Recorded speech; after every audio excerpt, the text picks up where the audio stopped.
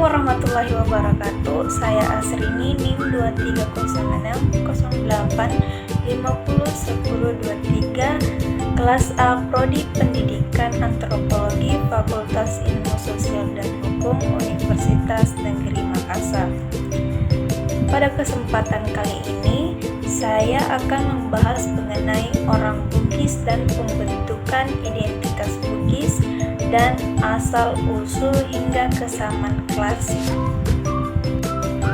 Suku Bugis merupakan salah satu suku bangsa di Asia Tenggara yang berasal dari Pulau Sulawesi dan termasuk dalam rumpun Austronesia. Melalui proses evolusi internal dan interaksi dengan peradaban luar seperti Cina, India, Islam, dan Eropa, orang-orang Austronesia yang telah menyebar di wilayah Asia Tenggara sejak sebelum Masehi berkembang dengan menjadi berbagai suku dengan tradisi dan budaya yang berbeda. Selain Bugis, suku terkenal lainnya dalam rumpun ini adalah Melayu, Jawa, dan Bali. Selama abad-abad, perjalanan sejarah yang berbeda antara suku-suku tersebut dengan rumpun Austronesia lainnya seperti Melanesia, Polinesia, dan Mikronesia menciptakan perbedaan yang semakin signifikan. Namun, suku-suku yang mendiami wilayah lautan Asia Tenggara tetap menjaga hubungan yang erat dengan banyak kesamaan budaya. Kontak yang berkelanjutan, kesamaan kondisi geografis dan iklim, serta ikatan dalam sejarah, politik, dan perdagangan menyebabkan para pengunjung asing dapat dengan mudah melihat persamaan budaya mendasar di antara berbagai suku bangsa tersebut. Meskipun orang Bugis mungkin sudah dikenal oleh pembaca novel Joseph Conrad atau bagi yang pernah melihat perahu mereka yang bersandar di beberapa pelabuhan di Indonesia. Namun jika dibandingkan dengan suku-suku lain, sebenarnya orang Bugis merupakan salah satu kelompok etnis yang paling sedikit diketahui di Nusantara selama berabad-abad. Ironisnya, dari sedikit informasi yang ada tentang mereka, banyak hal yang justru keliru. Salah satu misalnya adalah anggapan bahwa orang Bugis sudah menjadi pelaut sejak zaman dahulu. Persepsi ini muncul karena banyaknya perahu Bugis yang pada abad ke-19 tampak bersandar di berbagai tempat di Nusantara, melalui dari Singapura hingga Papua, dari bagian selatan Filipina sampai pantai barat laut Australia. Selanjutnya, asal-usul Bugis. Asal-usul orang Bugis hingga kini masih belum jelas dan pasti. Berbeda dengan wilayah barat Indonesia, Sulawesi Selatan tidak memiliki monumen Hindu atau Buddha maupun prasasti yang terbuat dari batu atau logam yang bisa dijadikan acuan cukup baik untuk menelusuri sejarah orang Bugis sejak abad pertama Masehi hingga masa ketika sumber tertulis barat mulai banyak tersedia. Sumber tertulis lokal yang dapat dipercaya hanya memuat informasi sejak abad ke-15 dan seterusnya.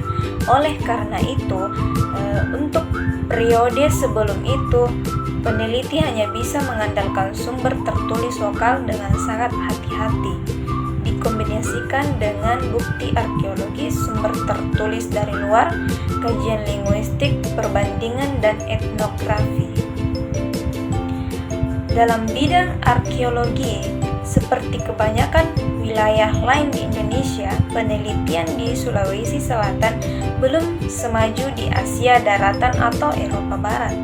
Namun, sejak pertengahan tahun 1970-an telah ada berbagai kemajuan yang dicapai, baik terkait penghuni awal maupun periode proto-sejarah di Sulawesi Selatan.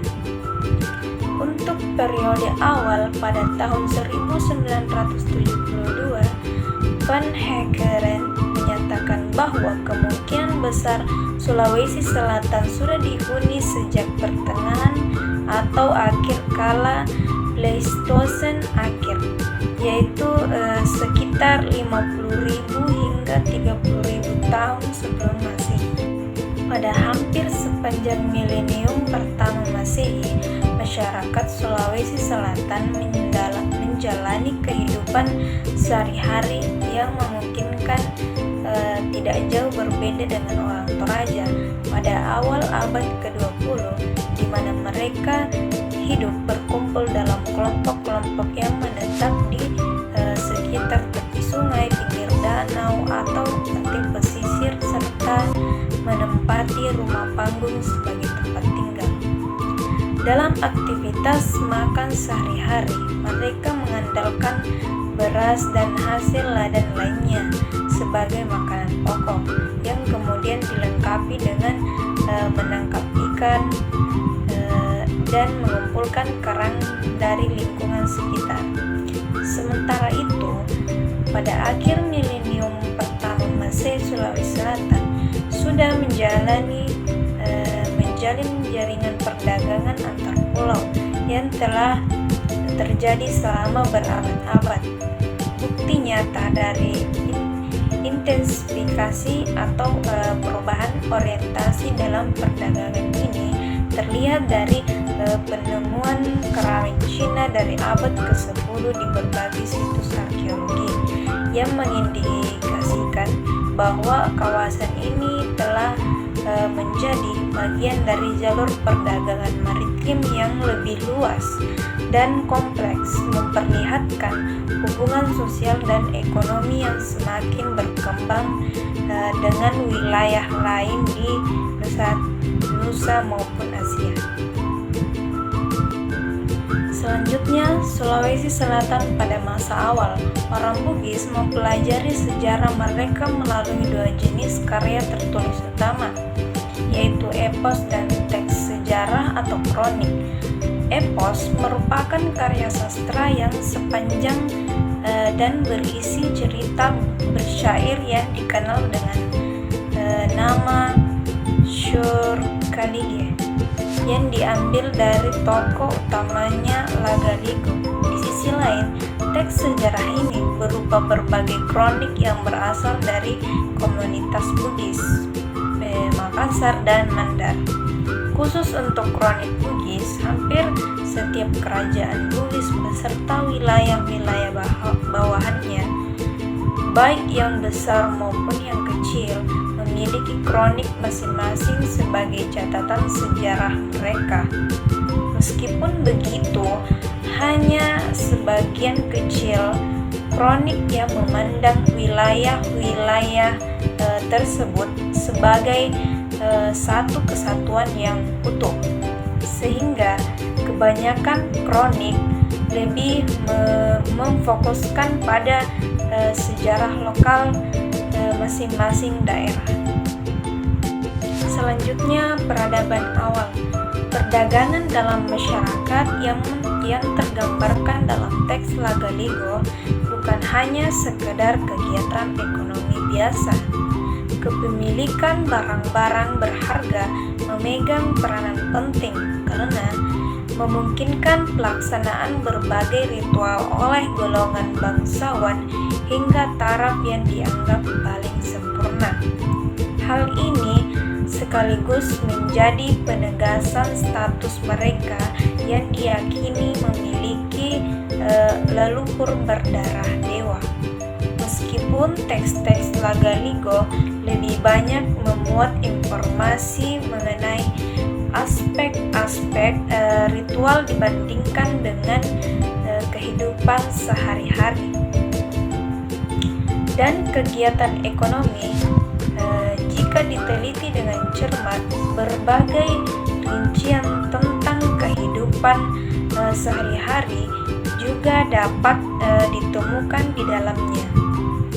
Walaupun benda-benda atau artefak yang disebutkan dalam naskah tidak dijelaskan secara detail, keberadaan konservatisme yang kuat di kalangan bangsawan Bugis yang terus mempertahankan pola kebiasaan leluhur, terutama dalam hal ritual kebangsawanan, memungkinkan kita untuk memahami lebih jelas unsur-unsur yang berkaitan dengan kehidupan sehari-hari mereka. Dengan demikian, melalui teks Lagadigo, kita tidak hanya memperoleh gambaran tentang ritual kebangsawanan, tetapi juga mendapatkan pemahaman mengenai kehidupan sosial dan ekonomi masyarakat pada masa itu secara lebih menyeluruh. Pertanyaan mengenai asal-usul kerajaan di Sulawesi Selatan, apakah berasal dari luar atau khususnya dari India, sering diajukan oleh para ilmuwan Belanda sebelum Perang Dunia II. Mereka meragukan kemampuan penduduk asli Sulawesi Selatan untuk membentuk kerajaan tanpa pengaruh India. Namun, kini diketahui bahwa sebelum proses Indianisasi, berbagai kerajaan sudah ada di Asia Tenggara. Jika para pendiri dinasti Bugis di Sulawesi adalah orang India atau bangsawan yang terpengaruh budaya India, maka elemen-elemen budaya India seharusnya sangat terlihat dalam budaya lokal, walaupun ada pengaruh Hindu dan Buddha, serta kata-kata dan nama-nama yang berasal dari bahasa Sanskerta, serta sistem penulisan yang diyakini berasal dari India. Itu kemungkinan besar adalah akibat hubungan perdagangan dengan wilayah barat Nusantara.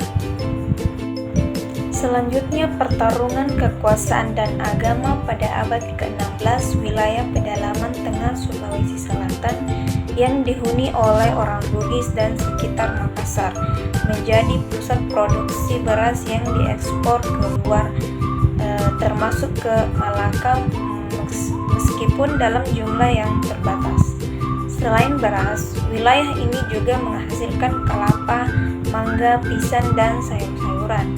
Pada masa itu, perdagangan budak mulai berkembang, di mana para tawanan perang dari daerah yang ditaklukkan, baik laki-laki, perempuan, maupun anak-anak, dibesarkan untuk berbagai tujuan, seperti pendayung perahu perang. Seiring dengan perkembangan ini, masuknya Islam ke Sulawesi Selatan membawa perubahan penting dalam kehidupan masyarakat Bugis. Pengaruh Islam tidak hanya terlihat dalam aspek agama, tetapi juga dalam budaya dan perdagangan yang membuat masyarakat menjadi lebih terbuka terhadap pengaruh luar, termasuk barang-barang impor yang mulai digunakan tidak hanya oleh bangsawan, tetapi juga oleh rakyat biasa. Meskipun demikian, tradisi lama seperti bentuk rumah kayu yang berdiri di atas tiang tetap dipertahankan, menggambarkan perpaduan antara pengaruh baru Islam dan warisan budaya lokal yang kuat. Sekian dan terima kasih, lebih kurangnya mohon dimaafkan. Wassalamualaikum warahmatullahi wabarakatuh.